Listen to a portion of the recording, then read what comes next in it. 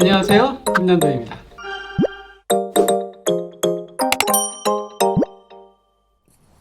안녕하세요. 이수진입니다. 네, 권정윤입니다.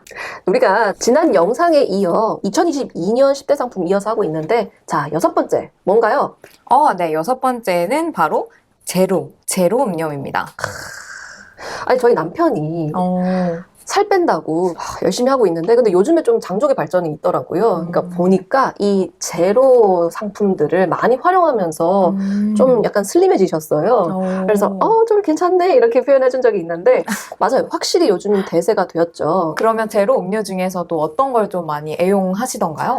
정말 다양한 제품들이 있는 것 같은데, 뭐 제로 칼로리 아니면 락토프리, 많죠. 이수진 박사님은 그러면 이런 제로 음료 시장에 대해서는 앞으로 어떻게 전망을 하고 계신가요? 이 제로 음료라는 것은 우리 인간의 어떤 본질적인 욕구 두 가지를 다 충족시켜주는 것 같아요. 건강, 그리고 즐거움, 이 모두 두 가지를 다 충족시켜주기 때문에 이런 상품은 정말 시장에서 오래 사랑을 받을 수밖에 없을 것 같다는 생각이 들어요. 그쵸?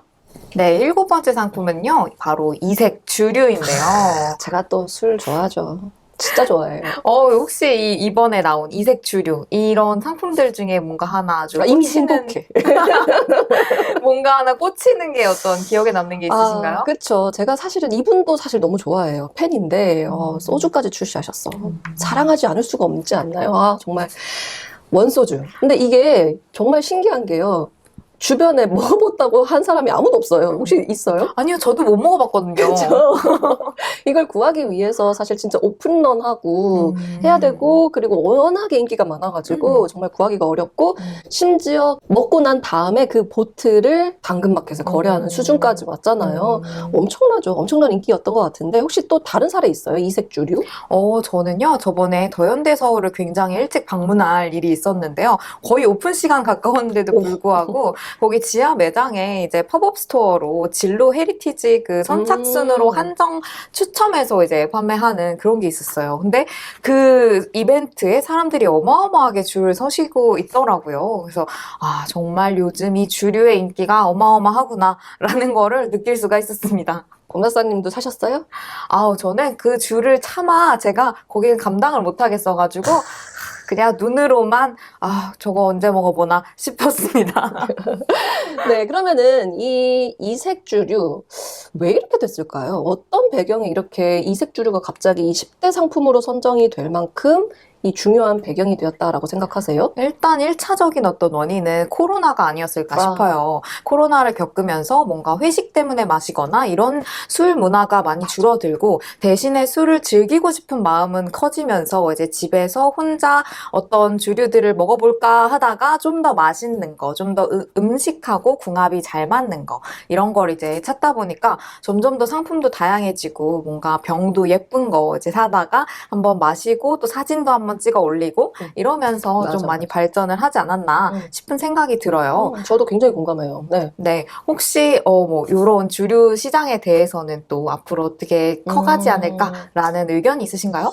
이 주류 시장이 원래는 이건 정말 저의 개인적인 생각인데 기존에는 좀 약간 계층에 따라 좀 정답처럼 정해져 있는 어떤 품목이 있었던 것 같아요. 근데 이제 이게 어떤 계층의 상징이었다면은 확실히 이제 취향의 상징으로 많이 바뀐 것 같습니다. 술 시장 자체가. 그러면서 뭐 예를 들어서 위스키 같은 경우도 이제는 정말 재밌게 뭐 즐겁게 마실 수 있는 술이 된 것처럼 이게 하나의 우리가 내가 좋아하면은 그것을 좀 마실 수 있고 약간 이런 접근성도 높아진 것 같고요. 근데 역시 술은 우리가 적정선에서 우리가 안전하게 마실 수 있는 것이 가장 핵심이다. 저한테 하는 말입니다. 이 점에서는 방금 앞서 이제 소개드렸던 요즘은 무알콜이 있잖아요. 역시 현명하시죠? 네, 8번째 키워드입니다. 이번에는 셀프 사진관에 대해서 한번 얘기를 해보려고 해요. 요즘 번화가를 돌아다니다 보면 이런 셀프 사진관 혹은 포토부스 이런 가게들을 정말 많이 볼 수가 있어요. 어떤 이유에서 이렇게 젊은이들이 찾는 것 같으세요?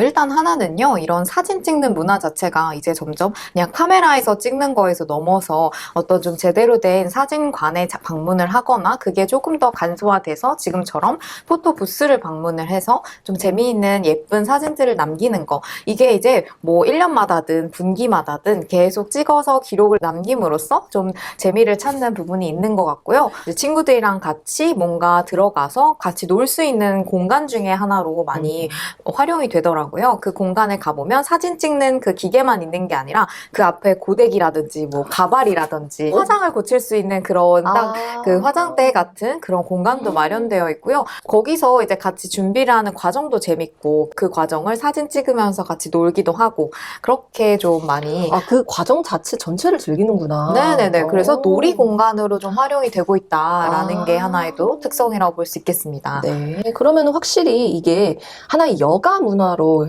딱 형성이 된 것 같아요. 그러다 보면 훨씬 더 확대되지 않을까? 네, 맞습니다. 그리고 게다가 또 이게 시장이 좀 전망이 또 밝은 부분도 무엇이냐면요. 아무래도 소자본 창업이라고 부르는 요즘 무인화가 그렇게 대세잖아요. 그쵸. 이제 인건비도 많이 비싸지면서 그러네. 좀 사람의 힘이 많이 들어가지 않으면서도 운영을 쉽게 할 수 있는 그런 가게들이 많이 인기를 받고 있는데 그런 운영의 측면에서도 이런 가게들이 좀 많이 인기를 얻을 수 있지 않나라고 생각을 좀 해봅니다. 네, 벌써 9번째 상품이네요. 바로 새치 샴푸. 이게 정말 열풍이었죠. 네, 이 샴푸가 굉장히 구하기 어려웠던 걸로 유명했는데요. 저희 이모가 한 병을 구해가지고 저희 엄마한테도 나눠주셨거든요. 그래서 저희 화장실에 이렇게 놓여있는 걸 제가 보고서 이게 바로 그 유명한 세치 샴푸구나 라고 이제 놀랐던 적이 있는데요. 그만큼 소비자들이 좀 더 젊어 보이고 싶은 욕망이 크다 보니까 이런 염색이라든지 세치를 커버하는 것에 대해서 되게 니즈가 크신데요. 그런데 그 염색약들 중에서도 뭔가 자연의 어떤 성분을 활용해서 이제 세치를 커버한다, 염색을 한다라는 부분이 굉장히 많이 어필을 했던 걸로 보이고요. 그렇구나. 네네. 그래서 그런 건강을 더 신경을 쓰시는 소비자들이 호응을 보내지 않으셨나. 근데 사실 우려되는 점도 좀 있었죠. 어떤 사항들이 있었는지 기억하시나요? 네. 이게 정말 폭발적으로 인기를 받았는데 아무래도 새로운 성분을 사용해서 이런 제품을 만들다 보니까 믿을만한 오래 써도 괜찮은 성분인가? 라는 것에 대해서 조금 논란이 있었던 게 사실이고요. 앞으로 이런 부분에 대해서는 조금 더 안전성을 기하는 그런 제품들이 더 많이 개발되기를 좀 기대해 봅니다. 네, 드디어 마지막 10번째 상품. 10번째 상품은요, 도심 근교 대형 카페가 나왔습니다. 이게 저는 10대 상품에 들어온 게 좀 굉장히 인상적이었어요. 왜냐면은 하나의 어떤 카테고리, 하나의 특정 상품이라고는 하긴 어렵잖아요. 그럼에도 불구하고 우리 모든 소비자들 이제 인지적인 영역에 지금 우리 서울 근교 아니면 혹시 도심 근교에 이런 대형 카페가 진짜 많구나라는 어떤 지도가 약간 딱 형성이 되었다는 그 사실 자체가 굉장히 저는 흥미로웠거든요. 권 박사님은 어떻게 생각하셨어요? 네, 저는 이 트렌드를 굉장히 몸소 주변에서도 많이 느끼고 있었기 때문에 이게 꼭 들어갈 것이다 라고 생각이 할 정도였는데요. 친구들도 주변에 이제 주말에 이런 곳에 방문을 해서 여기 너무 괜찮았어 라고 저한테 링크를 보내주기도 하고 저도 되게 가고 싶은 곳이 많아서 이렇게 좋아요 눌러놓고 목록을 관리하고 있었는데요. 또 게다가 작년에 저희 트렌드 키워드로 하나 뽑았던 러스팅 라이프, 제가 또 굉장히 애정했던 키워드인데요. 이런 러스팅 라이프의 흐름에 따라서도 이런 상품이 인기를 받는다는 거, 이런 카페가 인기를 받는다는 거 굉장히 좀 자연스러운 트렌드가 아니었나? 라는 생각을 좀 해봅니다. 그러니까 근교의 대형 카페라는 것은 아무래도 자연과의 어떤 정취를 같이 느끼면서 그리고 뭔가 조금 멀리 이동한다. 약간 여행의 느낌도 살짝 있는 것 같고 그다음에 힐링도 있고 그러다 보니까 약간 자연 속에서 뭔가 멋진 이런 영역을 내가 즐기고 싶어하는 이런 욕구의 표현으로서 그래서 권 박사님께서 이 러스팅 라이프라는 저희가 2022년 키워드 그러니까 약간 시골스러운 삶을 추구하는 이런 트렌드와의 맥락이 같이 있지 않을까? 이렇게 설명해 주신 것 같은데 그러면은 이 대형 카페에 어떤 또 다른 특징적인 면이 혹시 있을까요?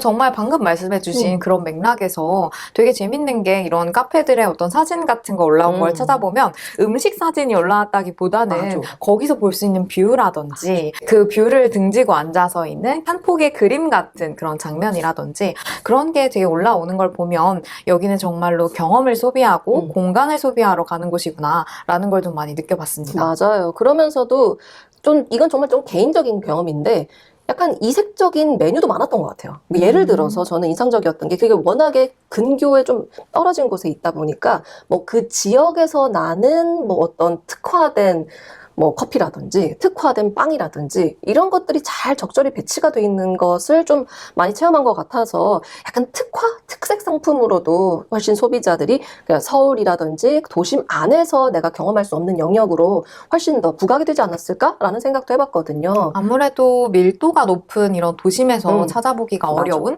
엄청 탁 트인 그 사람이 굉장히 적은 이런 느낌을 누리기가 정말 도심에서는 쉽지 않은데 이런 근교로 나가면 그런 좀 공간이 주는 압도적인 그 느낌? 이런 것들도 누릴 수 있다는 점에서 이번 우리 키워드인 공간력하고도 조금 연결이 되는데요.